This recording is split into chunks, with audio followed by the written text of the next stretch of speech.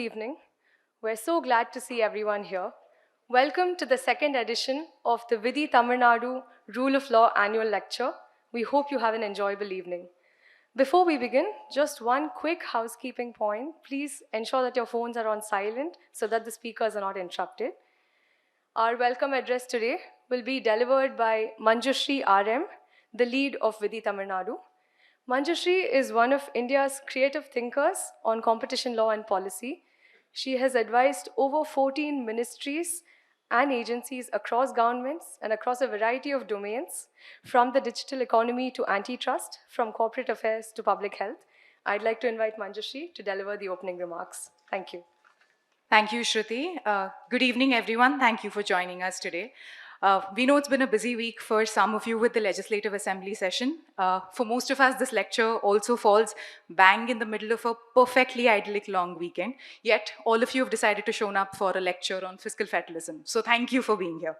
We're very, very glad you could make it. This lecture is fast becoming a tradition at the Vidhi Tamil Nadu team, and a tradition through which we hope to meaningfully contribute to public discourse and law and policy in the state. The lecture series is made possible with the generous support of the Ajit Isaac Foundation, Mr. Sharath Reddy, and Mr. Arvind Datar. Most importantly, today's event would not have come together without the hard work of my Tamil Nadu team, Ragini, Shruti, and Nihal. Ragini especially has worked tirelessly to put this event together. Thank you so much for putting your heart and soul into this, Ragini. I'm so proud and grateful that we work together. At Vidhi, we do legal research to make better laws and improve governance for the public good. We opened a Tamil Nadu office a year and a half ago, and it's been an immensely humbling and educational experience for all of us. The state's incredible bureaucracy, the relative maturity of its politics, and its high economic growth make it one of the most interesting places in India to do public policy work. We've worked closely so far with the Industries Department, the Health Department, the Labor Department, and the World Bank. And with every engagement, we sincerely hope to contribute to a Tamil Nadu that is more equitably prosperous, more transparently governed, and more fundamentally just. We are especially fortunate that this year, Dr. Arvind Subramanian has accepted our invite to deliver the lecture. Dr. Subramanian, of course, is most widely known for his time as the Chief Economic Advisor to the Government of India. When he left office, he had forged consensus on GST, produced incredibly widely read economic surveys, and conceptualized India's model of direct benefit transfers. His latest book, A Sixth of Humanity, co-authored with Devesh Kapoor, is sprawling, detailed, and altogether just a fantastic read. I would try to describe this book, but helpfully the Economist reviewed just a couple of days ago, so I'm going to just borrow from there. It's calling the book ambitious, remarkable, and provocative. The book re-examines India's growth record, social divisions, and state apparatus over the past 75 years, which is quite the achievement given India's complexity. I want to read two of my favorite paragraphs from the book. The first is about the traditional federalism dispute. Open quote, redistribution as necessary nation building risks curdling into the toxic aid dynamic of resentful donors and discontented but yet entitled recipients. This is the ticking time bomb threatening the future of federalism in India, end quote. And the second quote is about the role of local bodies. He writes, open quote, the third tier comprising rural and especially urban institutions is the stepchild of Indian federalism, and the offending step parent is the second tier, namely state governments, directly above and controlling it, end quote. His lecture today is titled Fiscal Federalism and Sub-Federalism in India.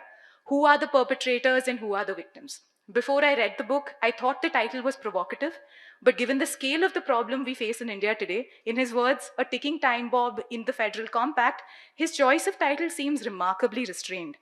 Following the lecture, we have a moderated discussion. We have assembled an incredible panel for you to reflect on the state of fiscal federalism in India today. And it's my privilege to introduce each one of them. One of the most watched videos on Vidhi's YouTube channel is a debate between Dr. Arvind Subramanian and senior advocate Arvind Datar, affectionately known at Vidhi as Arvind versus Arvind. Datar sir, of course, needs no introduction. He's one of the most respected and beloved lawyers in India, who is also our leading thinker on tax law. He serves on Vidhi's board and has been a constant source of strength, particularly for this team. So thank you for being here and for graciously hosting us at the Madras Club every year. Next, we have Mr. Sumit Bose, who is the chairman of the Vidhi's board of directors. Mr. Bose spent nearly 4 decades in the IAS until he retired as the Union Finance Secretary in 2014. If that wasn't already enough purpose for today's panel, Mr. Bose was also the Secretary to the 13th Finance Commission, which is well known for recommending measures to strengthen the financial status of local governments. I'm going to somewhat borrow from Sir Humphrey from Yes Minister. Not everyone gets to wear 2 hats. It's reserved for a special few who are always in 2 minds for the right reasons, for the best of reasons, when who are always weighing both sides of the argument in its best form. Sir, thank you for being here today. I really hope to see you at every edition of our lecture. And finally, we have Dr. Orgo Sengupta, the founder and research director of Vidhi. I've worked for Orgo for nearly 7 years now, and one thing I know about him for sure is that he always shows up. Unlike a centrally sponsored scheme, however, both his advice and support have always been unconditional. So we're here in Chennai today this evening, at the end of an assembly session and on the eve of a state election. We have with us a gentleman who has been both Union Finance Secretary and Secretary to the Finance Commission, India's leading tax lawyer, a former chief economic advisor, and a leading constitutional scholar who thinks nothing, including the Constitution of India, is sacred. Part of me wishes I was in the audience watching the fireworks for this one, but unfortunately I'm on the panel too. I'm really looking forward to what promises to be a great evening. Now I'm thrilled to invite Dr. Subramanian to deliver the second annual Rule of Law lecture. Over to you, sir.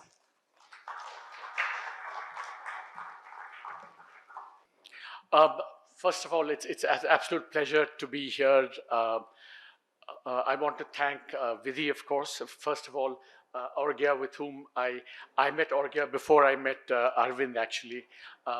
And he was the one who set up that Arvind versus Arvind debate that I greatly enjoyed, learned so much from what Arvind has written on the GST, on many, many other things. So it's a great pleasure to be here. You talk about us being controversial. People don't know that Shumit Bose and I were on the FRBM committee, and I dissented from all 4 of them. So I am a contrarian in that respect. But it's great to have Shumit on the panel as well. And of course, thanks to all of you for showing up. It's really wonderful to be here.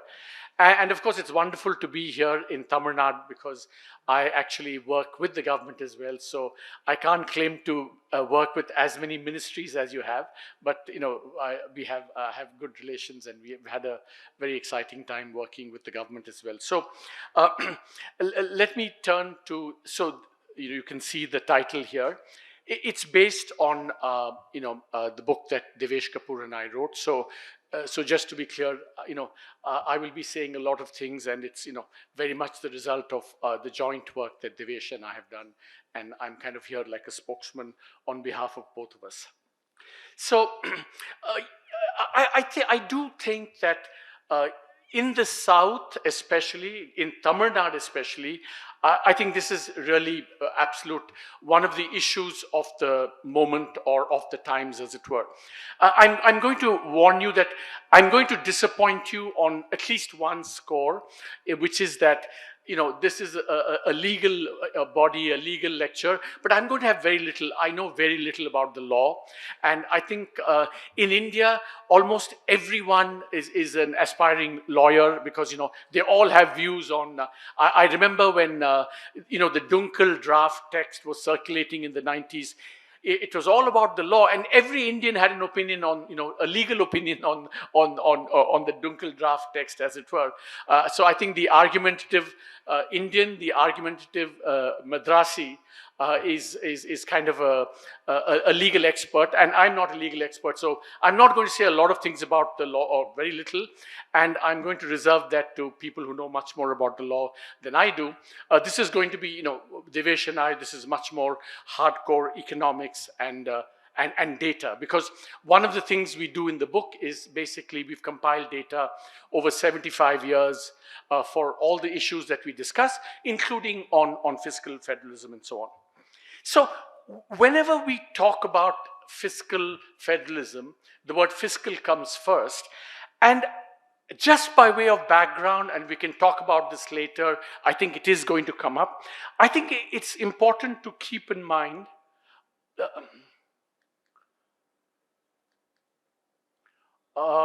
Yeah, I want to start with this, which came as a real surprise to Devesh and me. The background to all this is that India is a very weak fiscal state.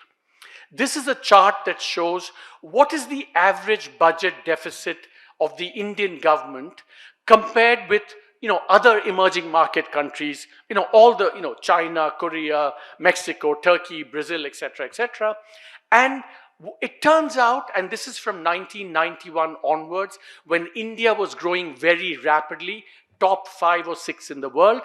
During that period, India had the highest fiscal deficit of all comparator countries, almost double digit every year.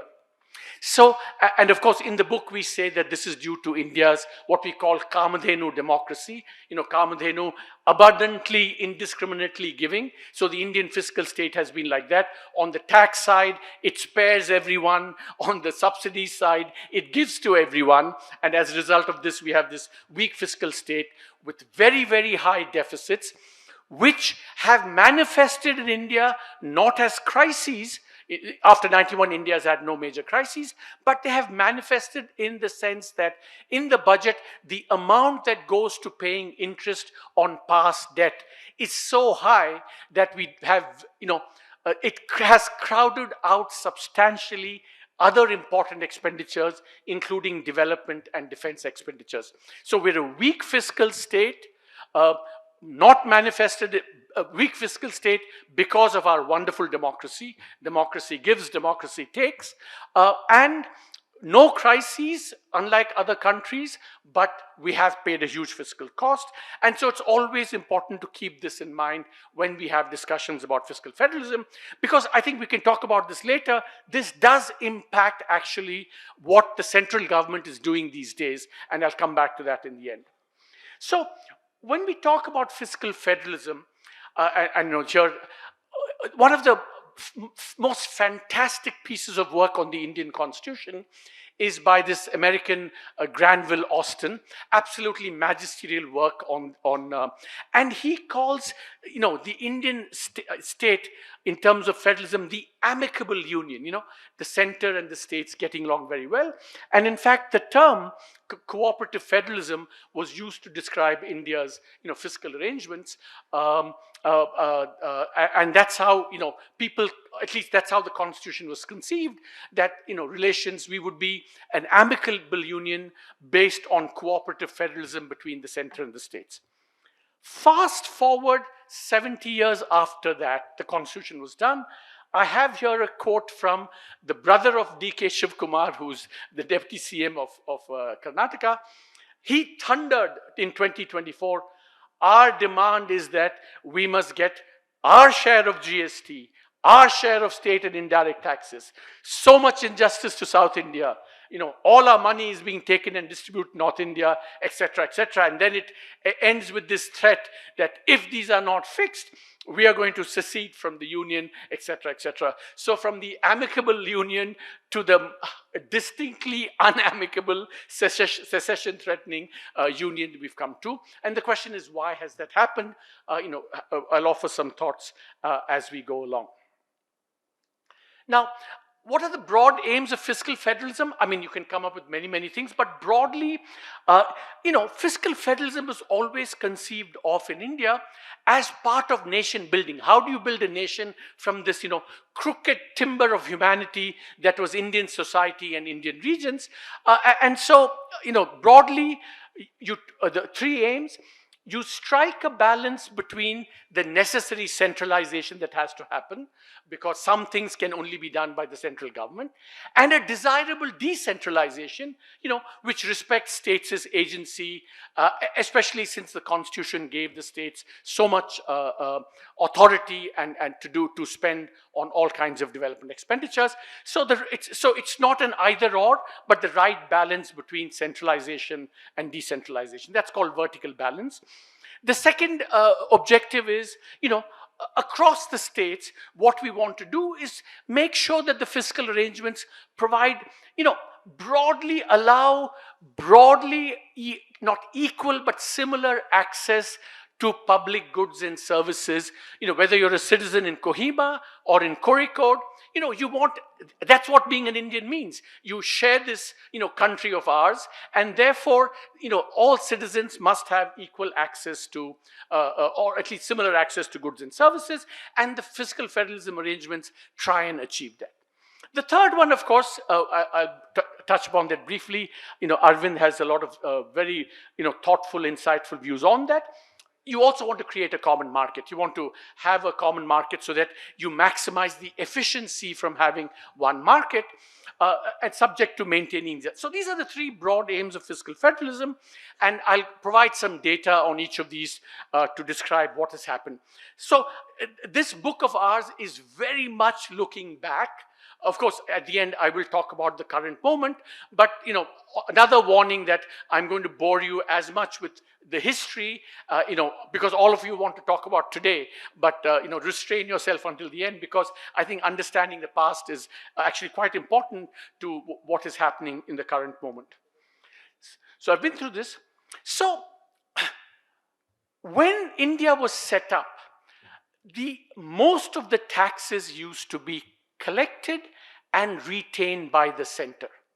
So what this black line shows you, what is the share of taxes collected by the center that was kept by the center, and how much was given out to the states. So the black line says that actually we've done a pretty good job on that, way back in the first Finance Commission days, the center retained 85% of taxes collected by the center. Remember, this is only what's the divisible pool, and over time it's come down to about 60-65. So slow but gradual devolution of resources towards the states, because they have more commitments, as it were, development commitments. That's done.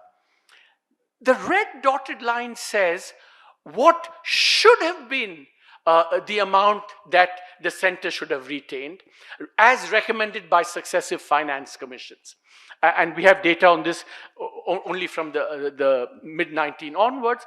And what it says is that, so how much has actually been devolved has been much less than how much finance commissions said should be devolved. And so the gap between the red line and the orange line is what I would call how the center violates the spirit of what the Finance Commission says. They don't violate it de jure, but they violate it de facto, because Finance Commission says, give 40%, but they end up, not giving, they end up giving 40% of what has to be legally given, but but what is to be shared, what they do is they impose cesses. So the gap between those two is just the cesses that the center imposes and keeps to itself. And just unilaterally, there's a great line in Shakespeare, Romeo and Juliet. What's in a name by which we call a rose, by any other name would smell as sweet? Rubbish when it comes to Indian fiscal federalism, because the center can call a tax a cess and it's no longer the same. It's not the same sweet smelling rose, because the cess is then kept by the center, unlike taxes which are shared with the states. So the difference between the two, and so the 2 points to note are, this gap violating the spirit of the Finance Commission goes back to pre this government, but this government, as you can see, the wedge has been rising. So this government has been overusing cesses, and in that sense, violating the spirit of the Finance Commission, and violating the spirit of the, how much devolution, how much resources should go to the states. The same thing is on the expenditure side. The share of total spending decided by the center has been coming down, which is a good thing, but centrally sponsored schemes, which are something that basically the center controls, very closely, those have risen. So this has always been a bone of contention, that the center not only determines how much taxes should go to the states, but what those expenditures should be when the central controls, and it controls this through these centrally sponsored schemes like Manrega, Sarv Shiksha Abhiyan, etc. States feel, who is the center to tell me what I should do? And these centrally sponsored schemes are seen as this imposition by the center and an undermining of the agency of states. So the good news and bad news on both these things, over time we've made progress, as you can see this, but especially in the last few years, on the tax side and on the expenditure side, there has been some, as it were, re-centralization or re-arrogating of powers or resources by the center in order to thwart the states to some extent. Now I want to go to the horizontal. How are these resources? So the vertical balance is how was resources distributed between the center and the states as a whole. Here we talk about how are the resources given to the states distributed between the different states. That's what's called horizontal balance. And what you see roughly is that over time, the richer states have been progressively giving more and more to the poorer states.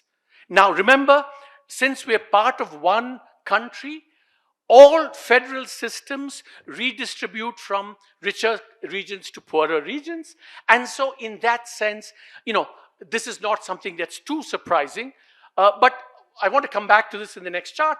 So we had fiscal federal arrangements that tried to equalize fiscal capacity across states, and that's why richer states were giving more to poorer states, but it's been steadily rising over time. Now we come to the D.K. Shiv Kumar type sentiment, which of course Tamil Nadu is also expressed in many ways. And here's and I'm going to take you through this chart carefully because it's a bit of a dense chart.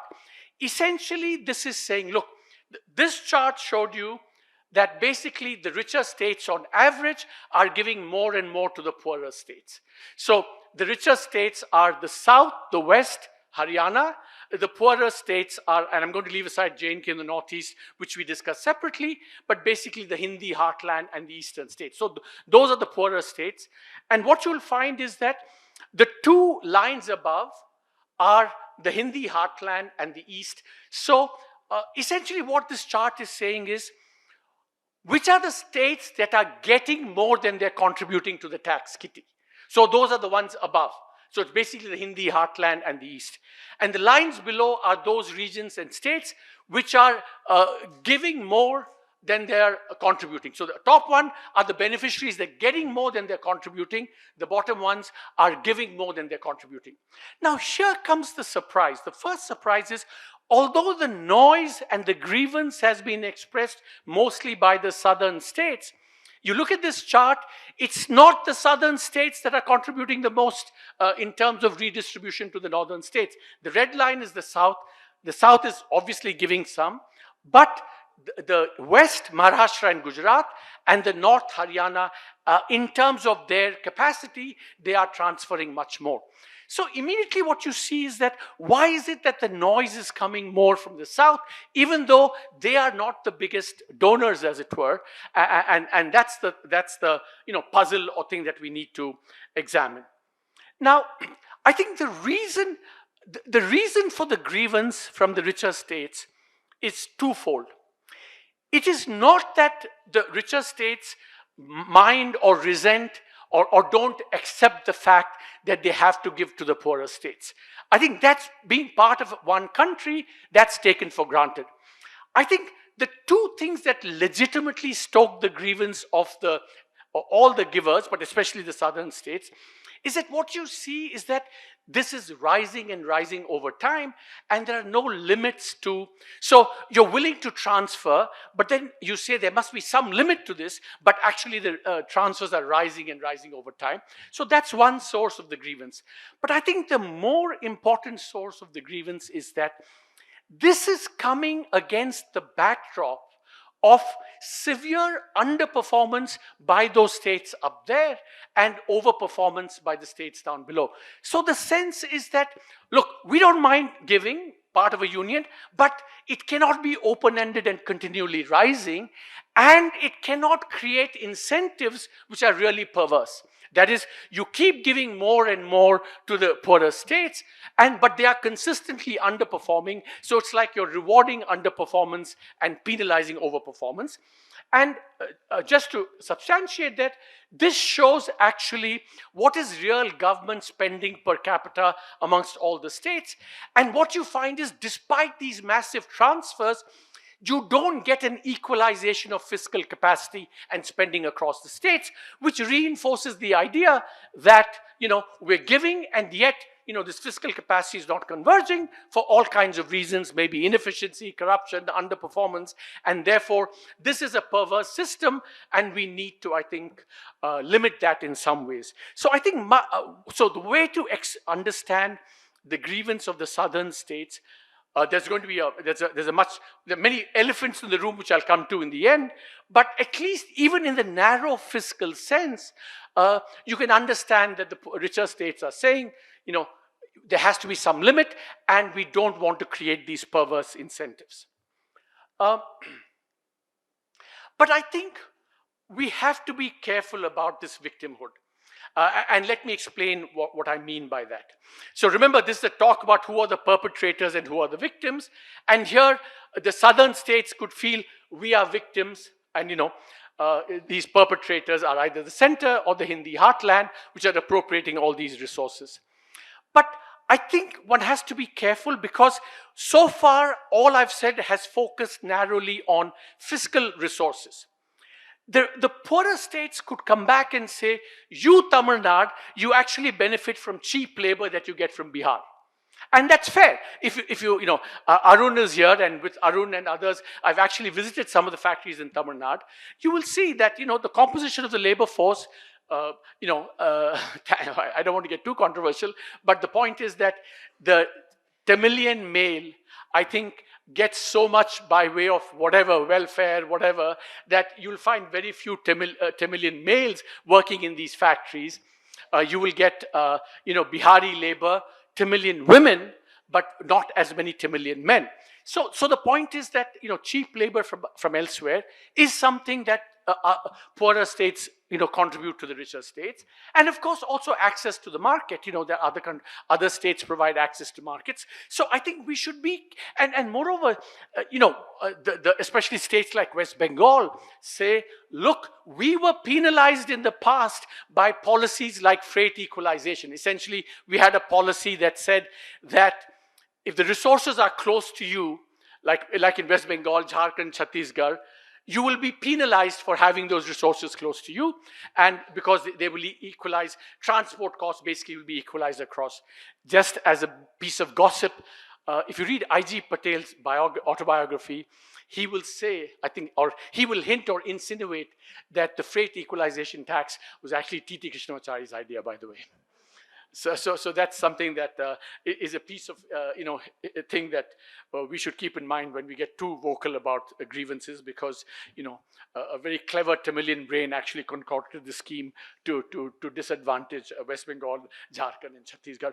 So I think, again, therefore, if you focus on fiscal resources, there is a sense in which some of the richer states and the southern states can legitimately say, no, it's getting too much out of control, creating perverse incentives. But we should also be careful, because if you widen the picture and include other benefits from being part of a union, it's not as one-sided as just looking at the fiscal resources might suggest. Now, this is something that actually is Devesh Kapoor's, a big contribution. One of his big ideas is that So Raja Chellaya from Tamil Nadu, brilliant, fiscal economist, maybe one of India's best fiscal economists. He had a famous line which said, everyone wants decentralization, but only up to their level. So essentially, when the states say they are victims at the hands of the center, let us not forget that the third tier can turn around to the states and say, we are victims, because of you, the states. And so in that sense, the states are as much perpetrators vis-a-vis the level below as they are victims from the level above. And this is something that's very important to keep in mind. And so here this is based on some of Devesh's work. This is a chart that shows where is the government employment at the three levels, center, state, third tier. And what this chart shows is that China and the US, two very different political systems, their maximum employment is at the third tier.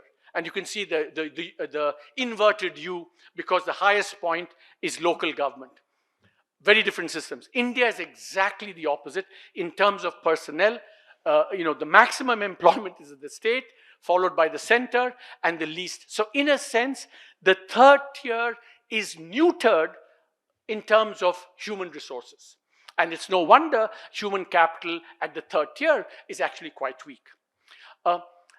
If this is what they do in terms of personnel, see what happens in terms of resources. This is a chart that shows what are the own tax resources generated.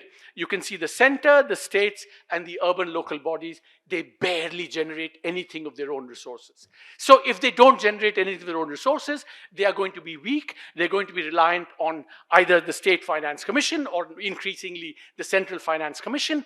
But essentially, it becomes an aid model where the third tier has very little agency and it relies on the other two sectors. And by the way, this is almost by design of the states. States do not want to provide the third tier with more capacity. They do not want to provide more resources, or at least they are very reluctant to do so. So some of the problems of our third tier has to do with the fact that the states, so the third tiers in some ways are the real victims when it comes to their relationship with the second tier, as it were. So this is something that we need to keep in mind when we talk about who's perpetrator, who's victim.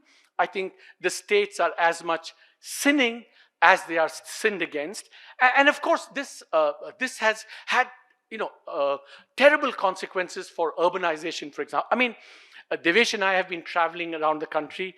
I mean, this is one of, it's rare to find an Indian city which has basic amenities like footpaths, drainage, sanitation. It's very, very difficult to find. And this is something partly relates to this, what I think Manjushri read out, that the stepchild of India's federal system is in fact the third tier. And it's because of a stepmother that is, I think stepfathers are generally out of this thing. So it's the stepmother who plays the particularly pernicious role. And I think you could call the states the stepmother in this relationship. So just to summarize on perpetrators and victims, except for the center, nearly everyone is a victim and a perpetrator. Well, that is the second tier. But here too, one must be a little bit careful here. When the states say that you, the center, are doing too many centrally sponsored schemes and say our agency is being undermined, one has to be a bit careful. And Karthik is here and he knows this better than anyone in the world in terms of India's education system. What we show in the book, and Karthik and others have shown as well, that the failure of basic primary education in India owed, for a long time, remember, primary education is within the purview of the states. So it has done badly because the states have actually neglected that or not devoted enough resources, enough incentives for better performance. But one way in which it improved, or it started improving, because the center said the states are not doing well, the central elites were shamed, and they started the Sarv Shiksha Abhiyan, which was basically a centrally sponsored scheme. So something that the states were given agency and authority for, they did it very poorly as reflected in our primary education system. And the center came along and said, sorry, we are going to take over, arrogate resources and spend them. So this is a case where centralization by the center at the expense of the states actually had desirable outcomes. So even there, one has to be careful about saying who is victim, who is perpetrator. And I think that's a very good example of that. So,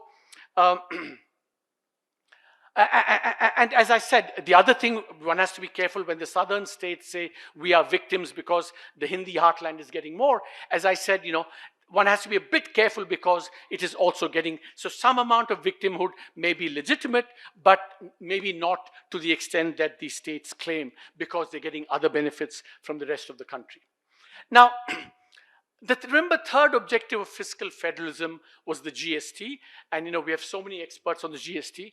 So let me give, we can spend hours and hours discussing the GST, and we will in the thing.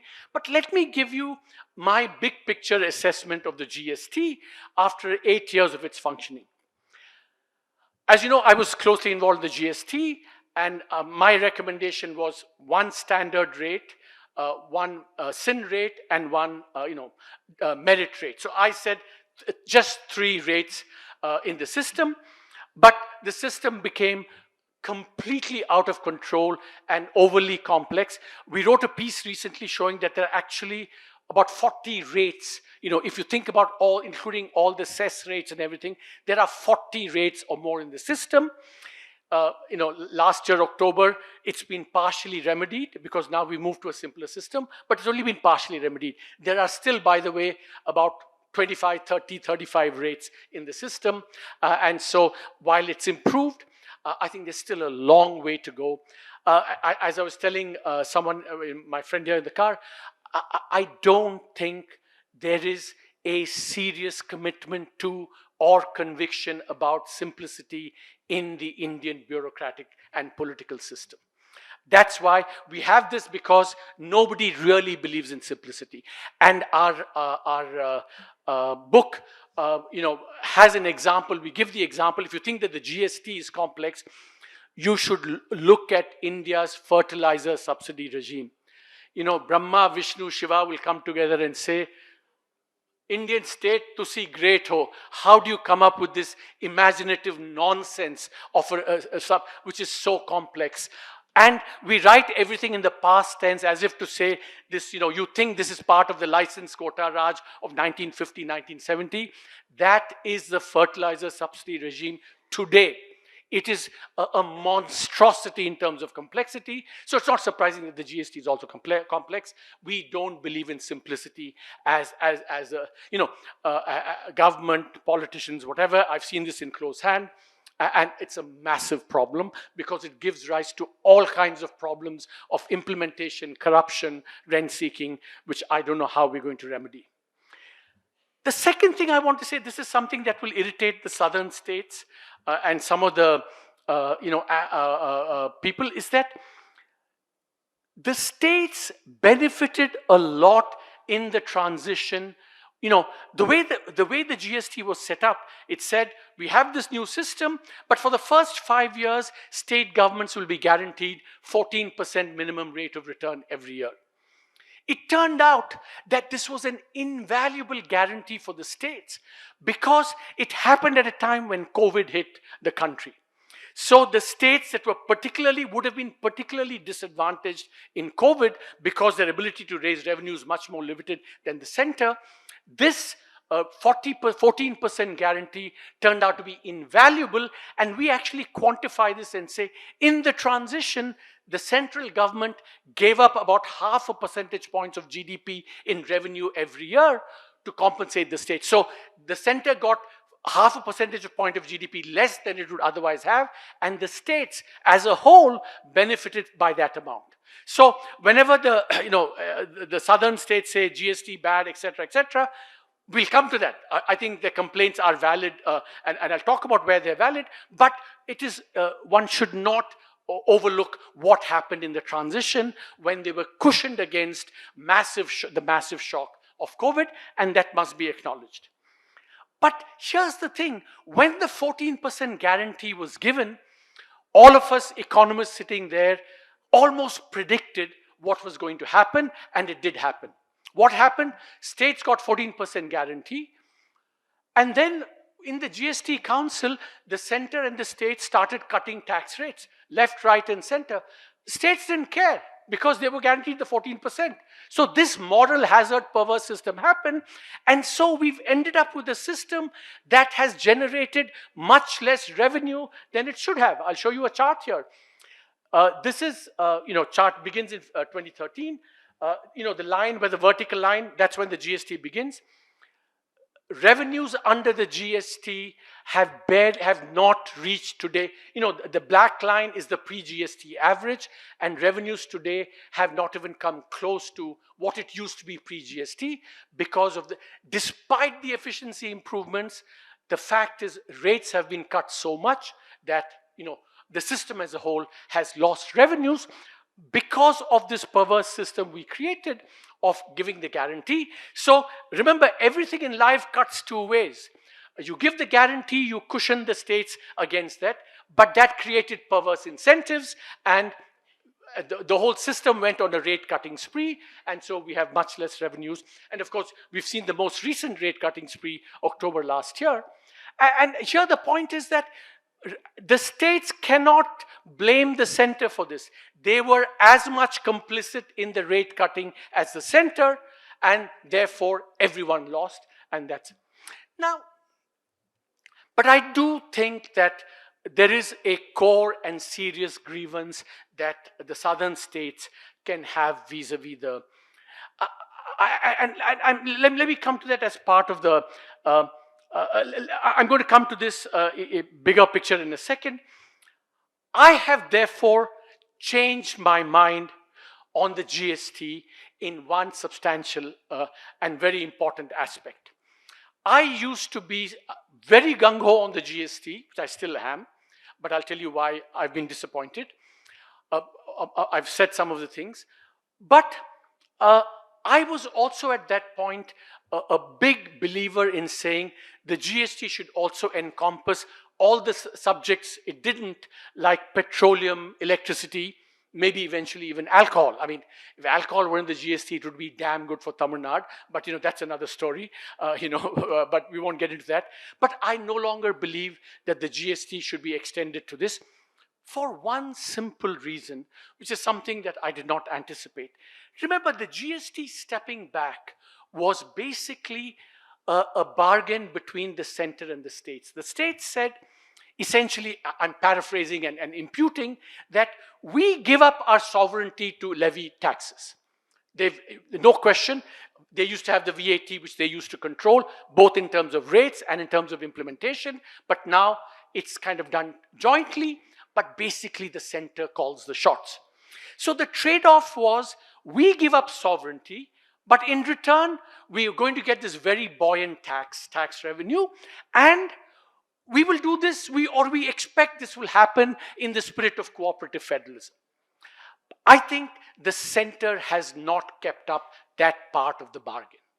I think the states can legitimately say that the center has behaved heavy-handedly in a much broader sense, which I'll come to, and it's not just... So therefore, the sentiment of the southern states in particular against the GST is very valid. I think they're right to say, we gave up sovereignty, we didn't get what we expected, so we will not want it to go. We don't want to unravel. I don't think the GST should unravel. That would be very unfortunate. But certainly going forward, if I were a southern state, I would not be willing to give up sovereignty because the center hasn't held up its share, its part of the bargain. Now, what is that larger issue that I think I'm going to end on? I think there are three big elephants in the room which I think contaminate or permeate or animate all discussions of fiscal federalism in India. First is the looming delimitation. Now, again, I think the Tamil Nadu southern state may not like this chart. This is a chart that shows what is the overrepresentation in politics because of having frozen everything in 1971. So the thing is that in India today, I think this is something that the southern states should recognize. I don't have a strong view, but this is the fact. We do not have one person, one vote in India because we froze it in 1971. Representation does not reflect today's population.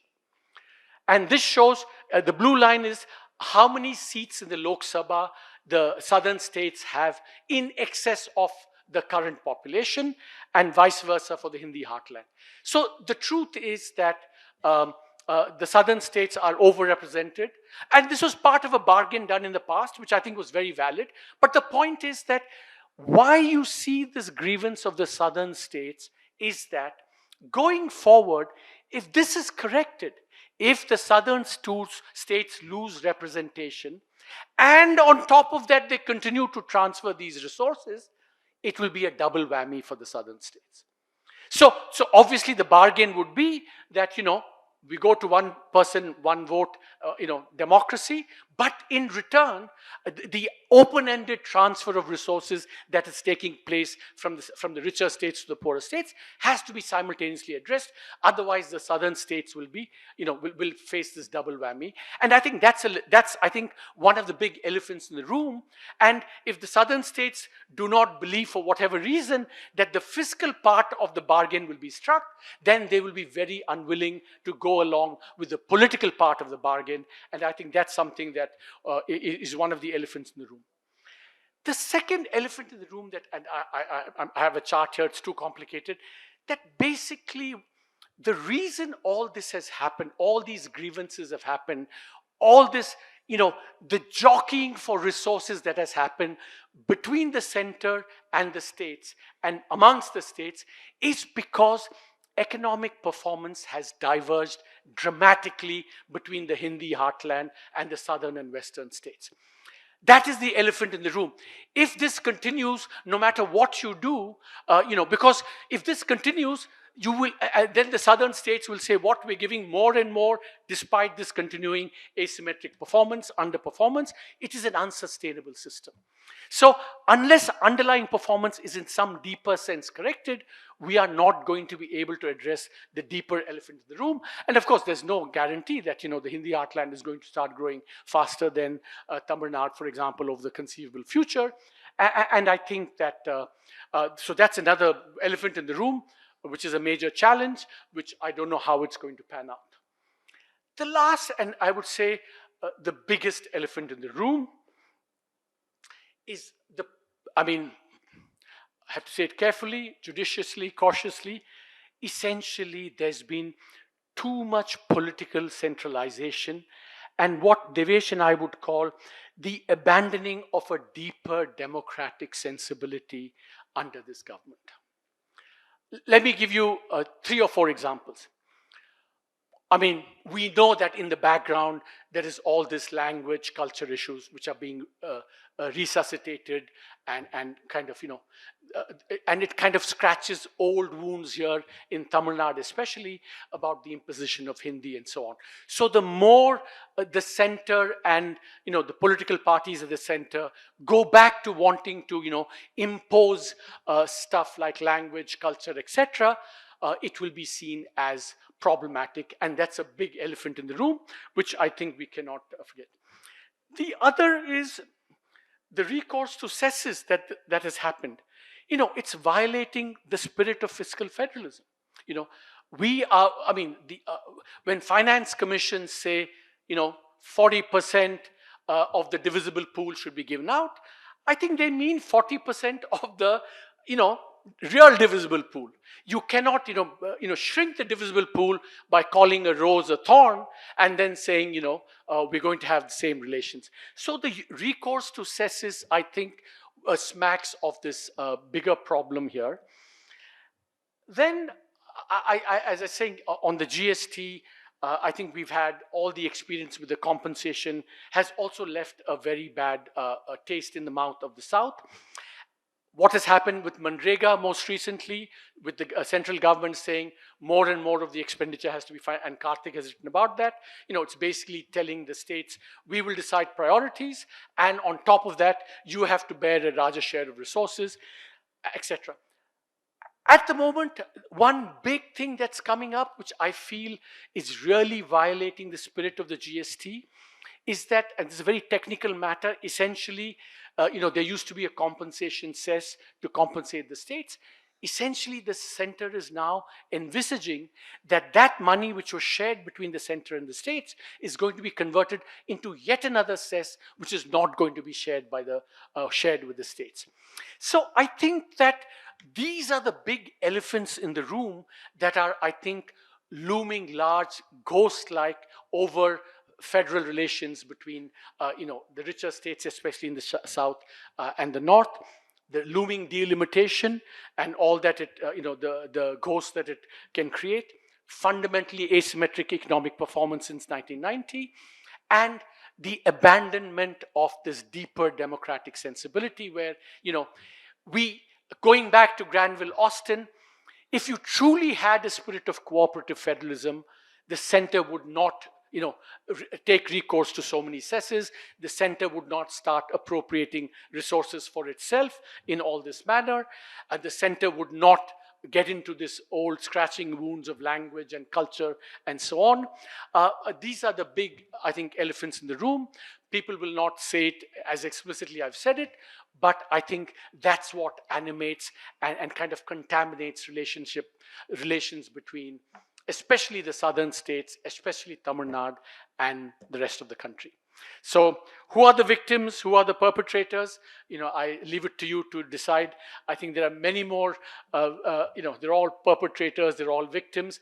But it is true that the center, I think, has a very important role to play, because basically whoever proposes, the center disposes when it comes to central authority, especially with respect to money. And you need that democratic sensibility on the part of the center to make this a truly amicable union, which we're increasingly not in 2026 today in India. Thank you very much.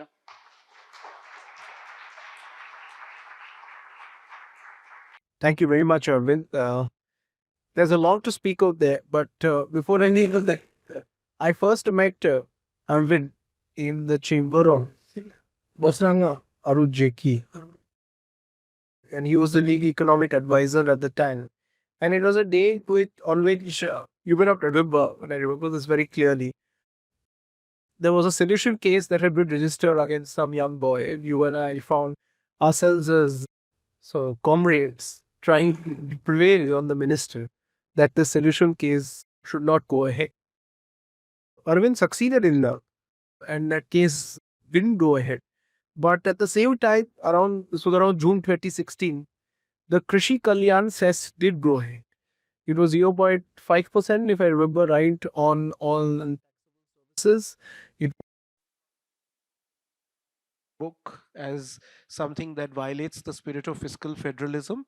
But this is something that, as chief economic advisor, you didn't manage to convince your minister, despite being able to convince him on something that someone might say is much harder, a sedition case. So what's going on there? Cesses are more important than law and order issues? Yeah, I mean, it's I don't have a good answer to that. I mean, I feel my even bigger failure. I mean, not that any one person is responsible for decision making, which is such a complex thing in government, but I do feel that especially the design of the GST, it turned out to be so horrendously complicated when I was explicit in saying it has to be simple. I think that was a big failure. And why Mr. Jaitley was more amenable to the sedition, it could be because he had maybe stronger conviction on sedition than on simplicity of the GST. That's probably the best explanation that I can offer. So I'll take the 3 points that you make on vertical imbalance, horizontal imbalance, and and take it to my panelists. So I'll start with you, Mr. Bose, because you were a joint secretary in the HRD ministry when Sarva Shiksha Abhiyan was being rolled out. This is a concurrent list subject. Arvind said that this was something that states had failed on, so the center was forced to come in.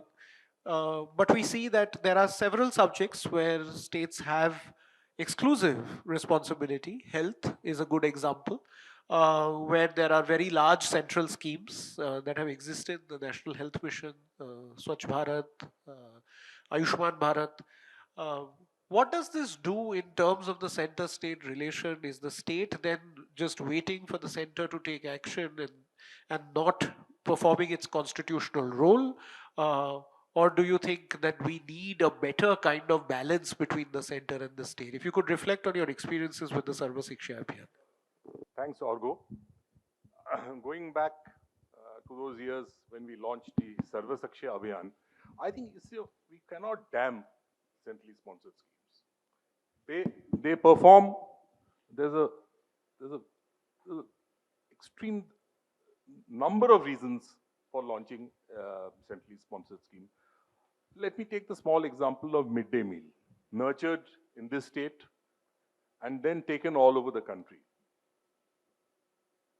One component of Sarva Shiksha Abhiyan, the EGS, not by any means, and Karthik will agree, the perfect solution, but it met the needs of a time when many states couldn't afford regular schools, but they had to put teachers. EGS, again, pioneered or experimented with in Madhya Pradesh, taken across the country. You must remember, it was a Congress-ruled Madhya Pradesh which was doing EGS. Then even the nomenclature was not changed. It was adopted as EGS in the Sarva Shiksha Abhiyan, taken all over to the extent in West Bengal, the education department refused to implement EGS. But the Panchayat department, for some reason, agreed to. So from in the center, we had to go back to the cabinet and make an exception for a single state, West Bengal, and say EGS funds will there. In other states, it's all going to the, as part of the Sarva Shiksha Abhiyan, to the education department. But in Madhya Pradesh, it will go to the Panchayat. So you see, our union is actually a flexible one. It is not as sort of inflexible as it is sometimes made out to be when we see things in the current context. The whole structure of our union has to be based on trust. It is not an article of one article of the Constitution, another article of the Constitution, or an act or a rule or some law. It's an overall trust. And I think if I look back on Sarva Shiksha Abhiyan, I think it carried forward that trust. It gave even Kerala more to experiment with. We tried to provide Kerala with funds. They could experiment with other things. They didn't need not open schools. They already had too many teachers and schools. So I think, so looking back at Sarva Shiksha Abhiyan, I think it's a great experiment. It continues to be, it was fulfilling a need. Many centrally sponsored schemes do that, but we have to keep a balance. How much the states can afford as their state share, how much the center can afford, that has to be looked. Yeah, I think you mentioned, you hit upon something that's very critical, this point of trust. And when I was listening, Arvind, to you, as to why the southern states are more critical, despite the fact that perhaps they are not the worst victims, I think it has something to do much more with questions around trust and working together. Democratic sensibilities rather than pure economics. But before we get to that question, I'd like to bring in Mr. Datar. Because there is a legal question as far as centrally sponsored schemes are concerned.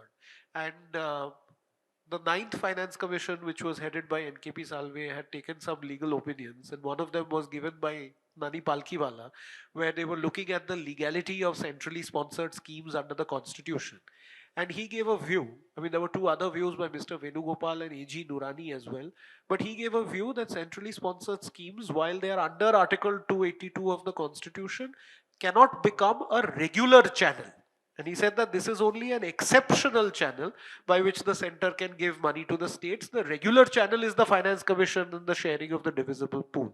So do you think that there is a legal question here in terms of the constitutional validity of these centrally sponsored schemes, which was really not in the design, at least the scheme of the Constitution itself? Well, I don't know really if you ask me frankly, Article 282 says that funds can be spent for public purposes. As long as it's a public purpose, it's perfectly constitutionally valid. Now, Article 280 talks about the Finance Commission as to how the sources are to be divided and so on. With great respect, I don't fully agree with Mr. Palkiwala. It's perfectly legitimate for centrally sponsored schemes to be funded. As long as it's meant for a public purpose, it is more than sufficient as far as Article 282 is concerned. Of course, 282 is a different thing on freebies, which I'll come to later. But I personally feel there is nothing wrong in centrally sponsored schemes continuing. And look, as Mr. Bose has said, it has proved to be useful. So I don't see any constitutional bar, either in Article 280 or 282, to do this. And to remember the words of great Salim Mahmood, whatever is not prohibited should be permitted. No, that's true. But if we were to use this test that it is useful, then I think it takes us down a slippery slope. And let's get to this freebie question, because I mean, being in Delhi, we hear this freebie question a lot coming up all the time. And the fact is that, yes, freebies are very useful. So, in that sense, what does a scheme that is announced just before an election, just before the model code of conduct for girl children, or On the day of the cycles, model conduct. on the day of the model code of conduct in several places, or whatever. And we've seen this in this state as well, taking televisions from both parties and so on. And so these are all useful, certainly, for somebody, the citizen. But surely, and Arvind, I want to take this to you. Like, what does this kind of, these schemes by political parties, whether they are centrally sponsored schemes or they are schemes by the state governments themselves, what does this do to the nature of our democracy? I think that just as Raja Chalaya said that, everyone wants decentralization, but only up to their level and not below. I think the dirty secret of centrally sponsored schemes is that every party in the center wants centrally sponsored schemes. It's just that what they want to spend it on varies across parties. That's all. So I think I would agree that there's a kind of a consensus on Do this. states want it as well? See, the states again here, the states are both victims and complicit in many of these things. As I think you were saying, on when they get the resources for things that they want, they will say, or they will not protest. But when particular things happen and they can't. So I think it's part of this kind of a subtle bargain between the center and the states. Kind of nudge, nudge, wink, wink. Sometimes we do this, sometimes we do that. But I think that the broader point is that. Some things, we have a line in the book, or something we say in the book, is that we focus too much on the center on many of these things. But the truth is, and this is the line from the book, whatever the center has done badly, the states have done much worse on many, many things. Whether it's education or health, state finance commissions are worse than central finance commissions. State public service commissions are worse than union public service. State legislatures work much worse than central legislatures. So I think one has to be careful in playing this victim card. But now coming to the question of cash transfers, which I think has become, what you said. So if I may be expansive, if you don't mind, and I'll give it to you. Yeah. So one of the things we wrote in this survey was that, we advocated and propagated was this universal basic income, right? So if you look at how cash transfers have proliferated in India, I mean, the old saying, be careful what you wish for, because these cash transfers are becoming like a universal basic income because they're being given for so many things, for example. And up to a point, they are good. I mean, if you transfer money to a woman's account, I mean, how can you have problems with that, right? The problem with cash transfers, what has happened is that two things have happened. One, when we wrote about universal basic income, we said, do this, but get rid of other subsidies which go to the middle class and the rich. And we itemize those. But unfortunately, these have come on top of that. The second thing that's happened is that the thing about cash transfers in particular, but more broadly for some of the other things, but cash transfers, is whatever is appealing about them is exactly what makes them prone to abuse. If, it's very politically salient to say, I will transfer $1,000 or 1,000 rupees or whatever. But then one state says 1,000, the other state says 2,000, and we get into this competitive populism because of this, because of the nature of the policy instrument.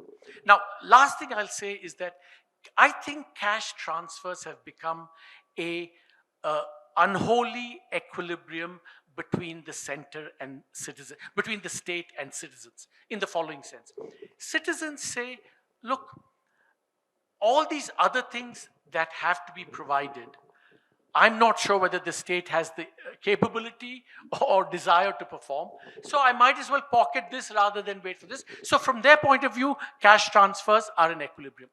I think the subtler point is that states, i.e. the state as in capital S, also kind of says, look, it's very difficult, for example, for me to provide health or education and credit for that, because the attribution problem becomes very difficult. Whereas in the case of cash transfers, I can say I'm going to give it, I can deliver, and I can show you that it happened because of me. So it's something, therefore, that becomes, the state wants to do it, the citizens want it, and therefore we get into an equilibrium where this is very appealing, but the long-term consequence is fiscal stability is being jeopardized, one, and the emphasis on other public good provision like health and education gets neglected. So this is now the fact of life we have to get used to, because I don't see a way out of getting out of these cash transfers. Zatar, you want to quickly comment on this question on cash transfers? Yeah, more than cash transfers, I think, I tell Dr. Subramanian, I think the biggest elephant in the room in the years to come is going to be this free freebies in the elections. Again, from Tamil Nadu, there's a young lawyer called Subramanian Balaji. He was passionately against freebies, and he filed a petition in the Supreme Court, which I had the privilege to argue. Poor chap died in a tragic car accident. What happened was the freebies again started in Madras with first water pots, and then cycles, and then dhotis, and then so on and so forth. And ultimately, it went to free TVs. And there was evidence to show that every time you give higher freebies, you win the election. So we took it to the Supreme Court, and we said that this is completely against Article 282, because the Constitution permits funds to be sent for public purposes. And I said giving individual things is not public purpose. The US Supreme Court has said that public funds should be used to create public assets. You can create computer centers in classes, you can have community televisions, but you can't have free TVs for private purposes. In the UK, surprisingly, they wanted to give loans to a Malaysian dam. And it was found that the organization developing it was a corrupt organization. The UK court struck it down, saying you can't use this, this is not a public purpose. But we lost in the Supreme Court. Surprisingly, when we said that you can't give private TVs, and then we showed, by the time the case came up, the next government of Jayalalitha had given even more freebies, thali and free goat and free house and free and so on. It's just galloping. I would tell the audience today in Punjab, 48 paise in the rupee goes for freebies. If you see the accounts, it is not shown as freebies, it's shown as welfare expenses. So this is going to be a huge thing. In Maharashtra, where I come from, there's a scheme called Ladki Bahin. That is my favorite sister. Every lady gets 2,500 rupees because, and see, as far as the poor person is concerned, it doesn't really matter. But this is going to be thing, and Article 282 says it can be used only for public purposes. And according to me, if you take Section 124 of the Representation of People Act, money gives an inducement as a bribe. Now, if you promise I'm going to give you some 2,500 rupees, I don't see why it can't be a bribe. Unfortunately, Supreme Court said promises made in the election manifesto don't amount to illegal gratification. But I think somewhere, in fact, in that case, when it came up, the Supreme Court understood the difficulty. It asked the Election Commission, can you ban freebies? Surprisingly, Election Commission came back after 2 weeks and said, we'll ban it provided all political parties agree. So, you are the Election Commission, you can tell the political parties, but then I think it's going to be galloping, and sooner or later we'll have to, I don't know what point of time tipping point is going to come. Like this Iran crisis is a wonderful article in the Mint, that the Iran crisis came because of a failed bank, because of crony capitalism. So you don't know what event leads to what. I personally feel very, very scared about this endless freebies. Again, now elections are coming for 6 states. It has started. I don't know where we are going to go. And ultimately, you'll have lesser and lesser money for development. I mean, that's why, I wanted to come back to this. That's why I began with the chart on how weak the Indian fiscal state is, overall. So the more you add to the debt, the more you give freebies. I think we're going to be, continue to be vulnerable. But the thing is that, if there's a crisis, it tends to focus attention and, elicit the right response. But we have, in a sense, a silent crisis where basically interest payments, you talk about Punjab. Punjab, between salaries, welfare, which is subsidies, and interest payments, they have nothing left for any other expenditure. And that's what I think. But I don't see, if the law cannot prevent that, if Election Commission cannot prevent that, I don't see a way out of this, because it's a political equilibrium. Well, yeah, but I think unfortunately the Supreme Court said, what can we do? I said, you can, that roti kapda makan theory, you can give just for people below the poverty line, basic things you can give, but not TVs and laptops and so on and so forth. Yeah, I think there is no easy end in sight. I don't think the law really can I mean, in theory, perhaps it could do it, but I doubt that very much. But I'll bring Manjushri into this. You work very closely, first with the government of India and now with state governments, and you work with the state government on a variety of issues, including things like public health, which are state subjects, and but where the center also has a huge say. So, could you reflect on the basis of your practical experience on some of the things that Arvind was speaking about? Sure. I think actually public health is the best example to illustrate this perhaps. And this is not only from our work in Tamil Nadu, but also, the work that we're doing with health departments across, India, wherever we, have offices. Health is a state subject, entry 6 of, list 2 of the Constitution. So states have the autonomy, the legislative autonomy to draft a law that very uniquely reflects whatever are the public health necessities of that particular state. So in a state like Madhya Pradesh or Assam or UP, you would imagine that, one goes after maternal mortality or, child mortality. And in Delhi, perhaps air pollution. In a place like Tamil Nadu, that we'd perhaps be looking at geriatric care or, certain kinds of cancers or for that matter, de-addiction. But when we actually turn towards where legislative and enforcement capacity is actually deployed, you would actually see that there are relatively solved problems for a state like Tamil Nadu, such as high institutional deliveries. In Tamil Nadu, 99.9% of all births are institutional deliveries, and we have just 0.1% home births. But the kind of legislative and enforcement might that is put behind, ensuring that we chase the last 0.1% is honestly a little surprising. And this sometimes comes at the cost of, as we've seen in newspapers, criminalizing home births, or for instance, lodging complaints against parents that have refused to go to a hospital, when they're about to, have a baby. This, I suppose, it would be a very different exercise perhaps for us to imagine, what a state like Tamil Nadu would focus on if so much CSS weren't tied to, reducing maternal mortality and infant mortality. There is perhaps a problem where we dig ourselves deeper into the trench because there is already money that we have taken to build out these institutions for maternal and child mortality, and now we have the burden of taking care of those institutions, and we continue to chase problems that are relatively solved as opposed to, problems that are going to define the next decade to come. And health perhaps illustrates this example the best for me.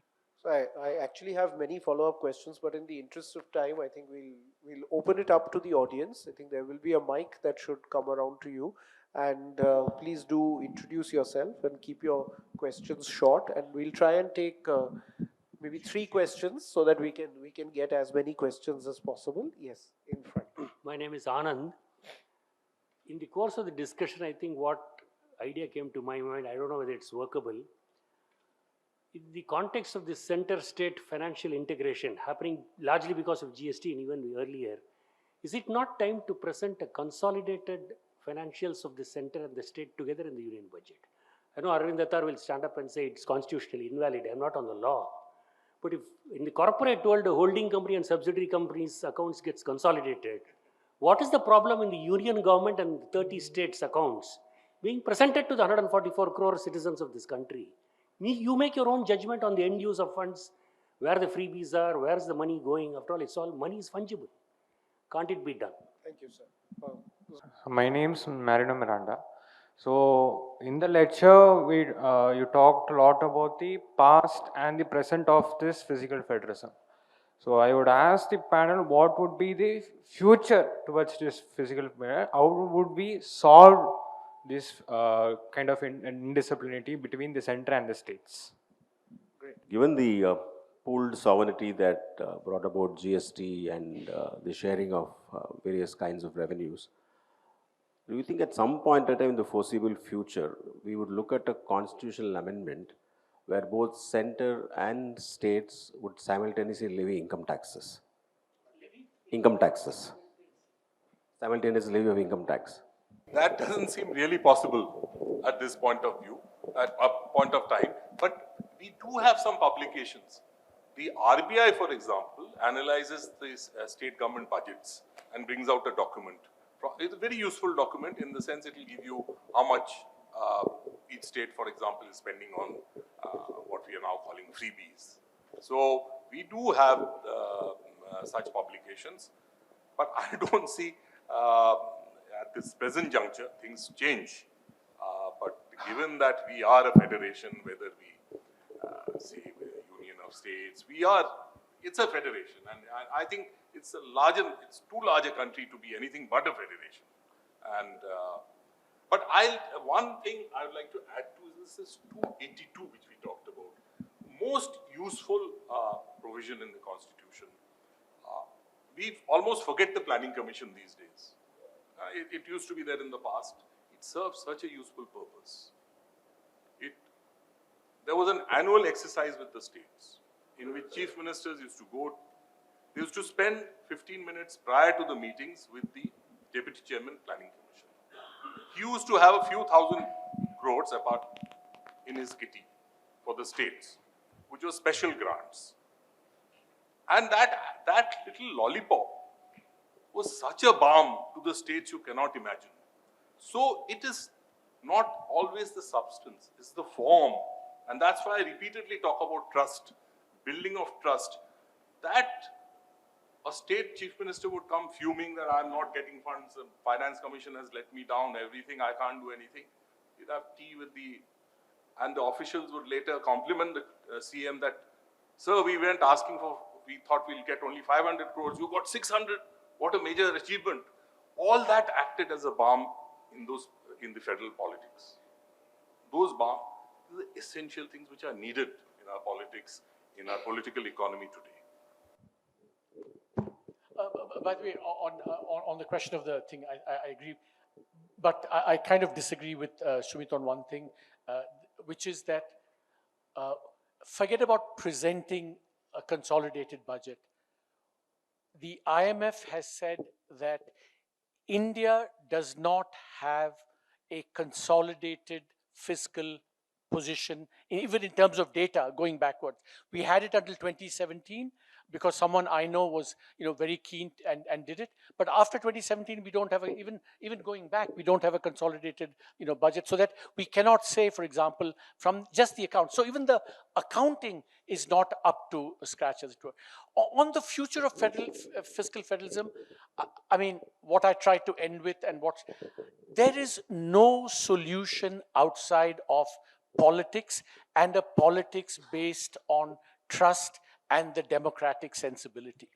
If you don't have that trust and don't have the democratic sensibility, no arrangements on fiscal federalism will work. How you get that is a different question, but we know I can guarantee you what will not get that, which is the lack of trust and over-centralization by the government, by the central government. I think that's a recipe for not having constructive solutions going forward. Just 2 points. One is about this horrible suggestion of Vaidiswaran of state income tax. But I'll come to that later. The gentleman asked about the future. I personally feel that as far as GST is concerned, if just the GST Council meets on the scheduled time, takes suggestions, it will be a great help. Right now what happens is we don't know when the council is going to meet, what suggestions are taken, what discussions take place. And many people complain that you get all these recommendations just one day before. So there is not proper deliberation. Second thing in future is we have to pay a lot of attention not to the law but to the way the law is administered. Today nobody is accountable. You make demands of duties of thousands of crores contrary to a GST Council meeting. So that is a huge problem which the government can address, and it doesn't require any amendment. It can be done easily.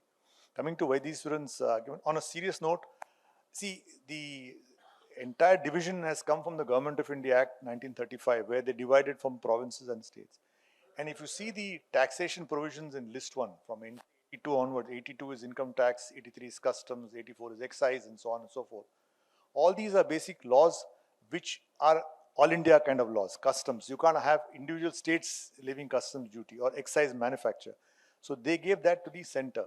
The state taxes are more local based, like agriculture, alcohol, for example, electricity. That's the way it is.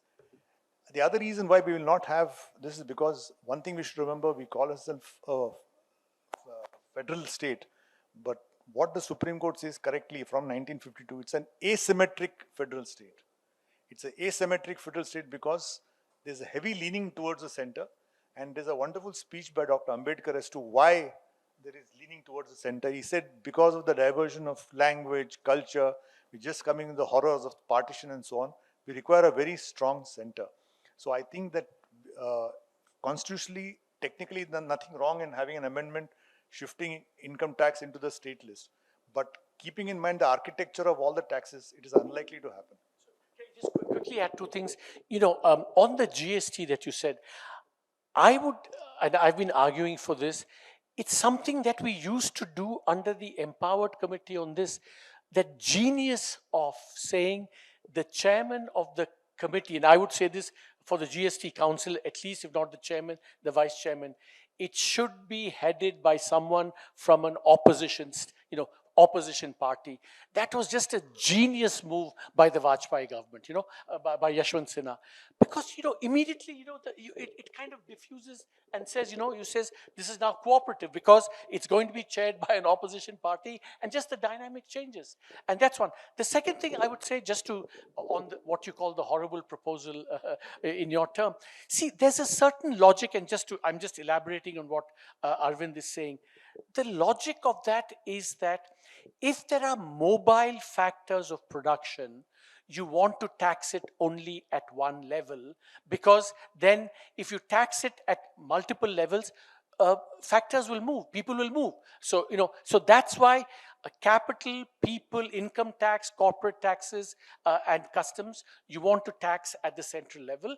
Stuff which cannot move, the immobile factors like land and others, you want to do that. So there is a certain logic to that. And the exception in the original conception was sales taxes and so on, which we've remedied supposedly with the GST. So I think in that sense, the architecture conceptually has moved in the right direction. See, in all this talk of gloom and doom, one very positive thing we should remember is that for all we had the 53rd or 54th GST Council meeting, and we had multiple things. It's a tribute to Indian cooperative federalism that all the states have unanimously or gone in line with the center. I mean, if you see the Constitution, and Supreme Court has said so, technically nothing prevents a state from passing a different law altogether. That's right. But it's extremely creditable for all the states who have put their heads together, and till today, all have fallen in line, and that's how GST has worked. That's a very great thing we should acknowledge. Although that Supreme Court judgment worries me, because I'm sure some state will see it at some point of time. Yeah, the only point is at the point of time, like he says, beyond a tipping point. Suppose a state says under Article 246, say, I want to have my own law, nothing can stop it. Right. So far it has not happened. Yes. See, you can be half glass full, or I agree with you. But when the center says on goods and services that are under the GST, we will levy a cess which is not shareable, that violates the spirit of the GST. I mean, that's a serious violation. And by the way, the dirty secret of the GST also is that states do give rebates on the SGST for various things, which strictly speaking is also violates the spirit of the GST. So while broadly I'm with you, cooperative federalism work, but what the center is doing now would be a major violation. Maybe Mr. Datar needs to file a PIL on what is the legality of a cess under the Constitution. There was a case, but it didn't go anywhere for some reason, because this is not a cess at all. I mean, so it's not even like a rose. I mean, it's something completely different. But I'll just take a few, one more round of questions. I'll go one at the back there, then one here and one here. Yeah, and then we'll take one last round. Okay, we'll start here with Karthik. Yeah. It's a pleasure to have, it's not often as an economist you get three lawyers on the panel, so I'm actually going to ask a legal question to the lawyers, but very much in the spirit of the federal discussion. So one thing we've talked about is the fiscal dimension of the center-state compact. There's another key dimension, which is just the policy kind of space that states have under the interpretation of the 7th schedule, where by moving things to the concurrent list that were originally in the state lists, we've effectively said that because when center and state conflict, the center overrides. We've facto centralized a whole bunch of state lists through the concurrent list, right? So I think when we think about the delimitation conundrum, right, one key thing to me seems to be we have to go back to the 7th schedule and say that so this is, I think, the key technical point, right? We try to separate issues by subject, but the right way to do this is separate it by function, that there are functions within subjects that require economies of scale, and there are functions within subjects that require local discretion, right? So the point I wanted to make is, and this is the sentiment in the Nariman judgment and the cooperatives case, right? Shouldn't we be moving to an interpretational doctrine that says if a concurrent list subject is within state boundaries, then the state should have primacy. It does not, but if it crosses state boundaries, then the center has primacy, because otherwise you've de facto you've centralized everything on the concurrent list, right? So, and the practical example I like to think of that is the NEET controversy, right? So with NEET and NEXT, so Government of India says MCI, so medical education is a concurrent list, so we call the shots. Government of Tamil Nadu says we funded these colleges, these are our places, why are you telling us what to do? So one way to cut that is to say on entrance, Tamil Nadu is right, but on exit, Government of India is right, because if you're qualified as a doctor, you can practice in any state, right? So I think this business about thinking through the 7th schedule from this federal lens, I would just love the lawyers to react to. Is this a way forward? Is there a constitutional doctrine that one can start looking at, in this direction? I think we are talking about fiscal federalism when we do not have political federalism at all in this country. To expand the point of Mr. Arvind Datta, how do you assume that the logic will work in respect of fiscal federalism when political considerations load the constitution in favor of the center? So I'm reminded of an interview that Indira Gandhi gave to a Scandinavian journalist. How do you manage this country? She said it is a big lorry with 24 tires. And if some tires go wrong, it doesn't matter to me. And if only more than 50% of the tires go wrong, I have a problem. So India is basically not a federal state. It is a quasi-federal state, as has been mentioned. The cooperative federalism that is mentioned here is also not to be assumed that there will be logic in the federal distribution of powers. The economic powers are definitely loaded in favor of the center, and I do not think we should think that certain states can have overriding rights, I suppose so. At least that is my understanding of the Constitution. Sure. Formerly juniored in Mr. Datta's chamber. So I have a question about 282, sir. This is a panel of a bureaucrat, an economist, and a lawyer. If you were to apply this test, that if you went back to the Constituent Assembly and see as a body of reasonable men, well-intentioned reasonable men, do you think after the practice of 75 years, they would have still included Article 282 in the Constitution as it has functioned? My own opinion is that they would not have. Similarly, they would not have included Article 136 after seeing how it has worked. So that, if your opinions, I just ask. Go to the end. Yeah. Hi, my name is Guru Murthy. Just a quick question. I think there was a comment about consolidation. But more than that, the union budget itself, how easy is it to compare one year with another year? They keep changing policies, off budget, borrowings, on budget, subsidies getting moved around, recap bonds, and so much sleight of hand every year that gets displayed to show accounting-wise we arrived. Should there be a way to kind of say, instead of just a cash budget, I'll also show an accrual budget and everything comes into that? Trust is an important parameter that was discussed today.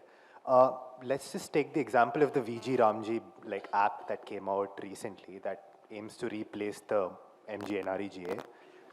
The whole app is largely criticized for the fact that there's more centralization here. But do you think there's an actual solution to centralization, since voter banks are something that political parties have to fulfill, and optics is really important for the central government in itself? So how exactly is trust going to pan out in such central schemes, even though there is a certain state involvement on paper that is there? So is there a fixed solution to this? Great. I think we've got a whole range of questions. I think we can just go around and everyone can take whichever ones they want. Mr. Datta? Yeah, I'll just answer his question on NEET, and which is a very burning topic in Tamil Nadu. You see, this education was fully a state subject But in the 42nd Amendment in the emergency, quite a few matters were shifted to the concurrent list. So now, in the concurrent list you got, both Parliament and state can make laws on technical education, medical education and other education, the basic entries. But where the central government is right on NEET is this concurrent list on education where center and state is entry 25 of list 3. But entry 66 of list 1 gives Parliament the power, coordination and determination of standards. This was done on the basis of Dr. Radhakrishnan Committee in 1949, and that's how the UGC came. So it is even now open to the Parliament to set out what would be the minimum standards for medical education, engineering education, and that is binding on all the states. So whatever you may do with concurrent lists, still Parliament can lay down the standards, and I think rightly so, because otherwise states can keep on diluting the standards. So that's the point. Other thing, I don't think within the concurrent list, it's a very clear, very beautiful balance. In concurrent list, Parliament can make a law, states can make a law. But the moment Parliament makes a law, that will override the state law. And that's the structure of the Constitution. That's again part of the asymmetric federalism. The Parliament law will supersede. Like for example, trade and commerce is a state subject. But essential commodities becomes a central subject. So Essential Commodities Act comes under the concurrent. Act 1955 is done under the entry 33 of list 3, which is the concurrent list. So to answer your question, I think the present structure is, see, I was a lawyer for the last 40 years. The Constitution is very good. It's the way how we work it. You see, the point is you are given good tools. If you're going to use them badly for short term, then you can't blame the Constitution. I think just one quick point in addition to that, maybe a slight divergence. I think there is perhaps a different interpretive rule that we could use for conflicts between center and state in relation to concurrent list subjects rather than the principle of occupied field or repugnancy that you mentioned. And I think that there perhaps it's a more difficult test, is that we need to think about whether that matter is a matter that tends towards uniformity or tends towards localization. I'm putting it very simply. And perhaps we need to think differently in terms of the competence of the state and the center, and not simply say, which we do now, that the center will override. And I think that also goes, sir, to your point, is that it isn't a political federalism in that sense, as in it is kind of a federation. I mean, it's kind of you can either call it a unitary state with federal characteristics or a federal state with unitary characteristics, but quasi-federal, asymmetric, I think these are sort of much more true to what the Indian Union is than a true federation. We could try to make it that, but we certainly aren't that now. Arvind. I just want to answer that point about whether you can compare across time. Famously, Mr. Chidambaram also fooled around with the accounting of the oil bonds and so on. But I must say 2-3 years ago, when Mr. T.V. Somanathan was finance secretary, they brought in some very important transparency stuff on what you record off budget and on budget. But the 2 points I would say is that one, that's why I think, at least for some parts of the budget to compare across time, the IMF accounts are much more consistent because they adhere to a certain standard. And that's a kind of a way of... Second, of course, I think that, we must, as you say, it's a very good point. We must have cash, but we also have accrual accounting, which we don't have in our budget. And it's something that we should move towards. But the thing is that I've been in the central government on this. These kinds of things receive very, very low priority. If you prefer it, say, of all the things that need to be done, let's have young, consistent, decent accounting. That is very little enthusiasm. You keep the oral trust. Yeah. Are you? In a way, no, 282 evaporate. See, 282 it allows a state also to spend funds in another state. Because it is not linked with legislative responsibility. So, in times of calamity, states are helped out each other. So now, we recall that. It's not too much in the distance past. And I think it is a bond which is required, 282. This part of it may be underused. maybe not understood also that much.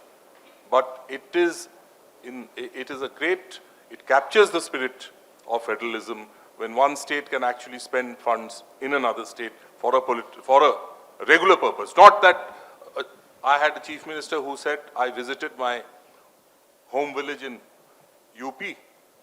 I want to give them some funds. I said, 282 cannot apply there.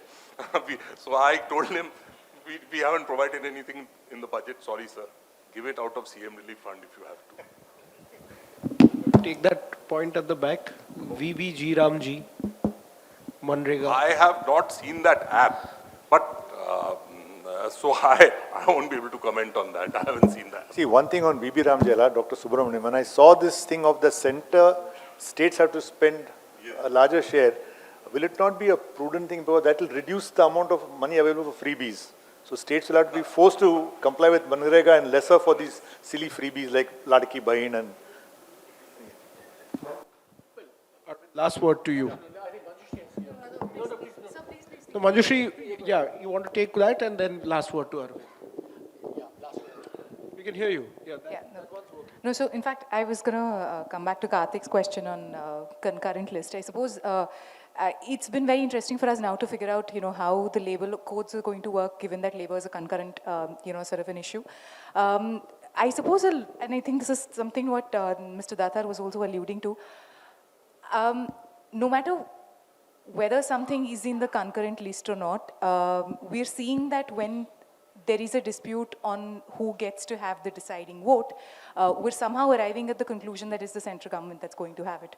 So I'm really not sure if a boundaries demarcation is going to solve that entirely, but the FPCA judgment that the Supreme Court came out with was one very good example of where we saw, what really could be held as simple inconsistency versus what is things that cannot be interpreted together. I think that was quite eye-opening. So I'm really not sure. I'm not sure if this is a list question anymore, really. Last word. The last word. Let me just generalize. Yeah. Last but one. On Article 282, if you have to rewrite it, there will be a proviso saying that public funds cannot be used except for creating public assets, and something to that effect. Just last point. I think when you say we can't have fiscal without political federalism, absolutely right. I think the what is happening around the world is actually some very disturbing but similar trends around the world. Which can be summarized in terms of trust. I think trust is not only important in the Indian context, between the center and the states. We also need trust between citizens and the state. And we also need trust amongst citizens. And all these, if they get eroded, either because of politics or because of, the way things are developing, then I think we all stand to lose. So trust is one of those things very difficult to create, very easy to squander. And that asymmetry is kind of like the bane of all societies, as it were. And that's why I keep coming back to, the democratic sensibility that it requires restraint. You see, my last word is that if you go back and read Granville Austin about the Indian Constitution, he says the beauty of the Indian Constitution was not compromise. He says the operative word is accommodation. That's the beauty of the Indian thing. That we all try and accommodate each other, and that's the way Indian democracy moves forward. And if the Indian democracy moves forward, federalism will automatically be a collateral benefit from that. So I think that's a hopeful note to end on. I think this is an inflection point not only for the sixth of humanity, but all of humanity, I think, where we are in the world, and there are certainly interesting times ahead. And I think trust is not only going to be critical for federalism, but for humanity itself. So thank you very much, Arvind, for that really, really thought-provoking lecture. And it was wonderful to have you. And thank you very much to Mr. Datar This wasn't an Arvind versus Arvind, but it was certainly Arvind and Arvind, and I'm delighted that we've changed that conjunction there. So thank you very much, and to Mr. Bose for adding your perspectives on this issue, and of course to Manjushri and her whole team at Vidhi Tamil Nadu for making this possible. We have a very small token of our appreciation for our lecturer and panelists. So ladies and gentlemen, please join me in thanking Arvind Subramanian.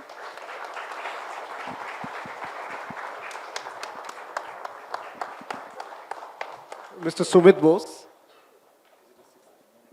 It's not a sixth of humanity. I don't think we'll give Arvind his own book back. Yeah. And our host for the evening, Mr. Arvind Datar. Yeah.